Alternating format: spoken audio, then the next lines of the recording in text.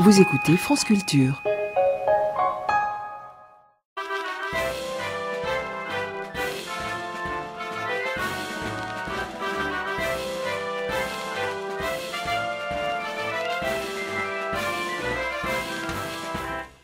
Tu vois, Simone, ce qui fait de France Culture une station de radio formidable, c'est bien sûr tout ce qu'il y a dedans, si j'ose ainsi m'exprimer, mais c'est aussi ce qu'il n'y a pas. C'est quoi qu'il n'y a pas? De la publicité, de la pub, l'envahissante, l'assommante, l'omniprésente pub. Enfin, pas tout à fait omni, puisque précisément quelques rares espaces dont le nôtre sont épargnés. J'ai comme l'impression que tu n'aimes pas la pub. C'est pire que ça, Simone, je l'abhorre. Je hais toutes les formes de publicité.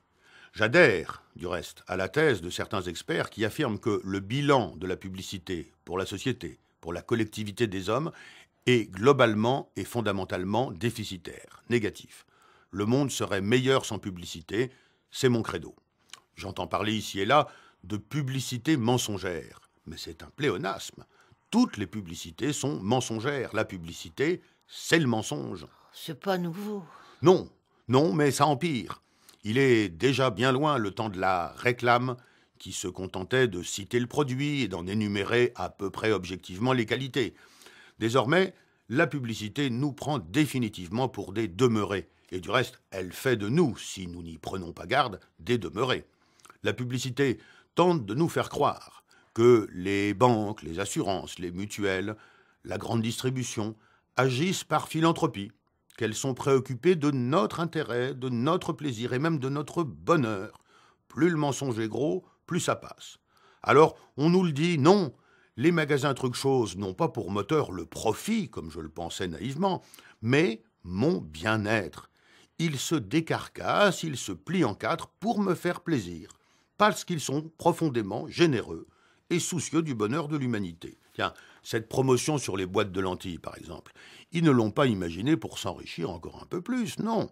Ils l'ont consenti pour moi, pour nous, pour que notre vie soit meilleure. C'est tellement gentil de leur part. Ils ont tellement bon cœur. Surtout les banquiers. Oui. Et ce voyagiste, lui non plus, n'aspire pas spécialement à s'en mettre plein les poches.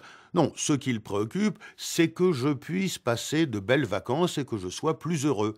C'est pour ça qu'il fait 10% de réduction sur les vols pour le Mexique. C'est pour mon bien, pour mon plaisir. Et il le fait quitte à se ruiner.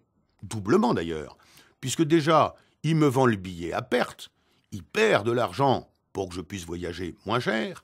Et il en repère pour me faire savoir qu'il en perd pour moi.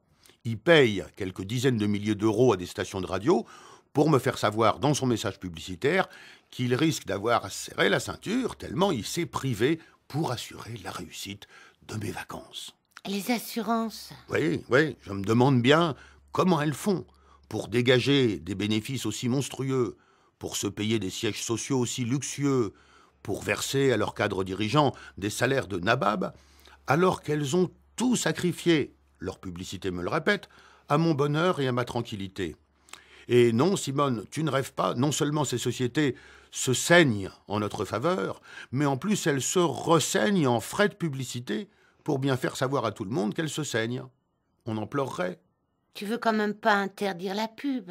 Non, je demande seulement que toutes les publicités soient accompagnées d'un macaron ou d'un jingle sonore qui dit « mensonge » ou « menteur ».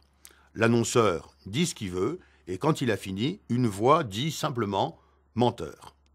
Ça te semble faisable ? Ça coûte rien de demander.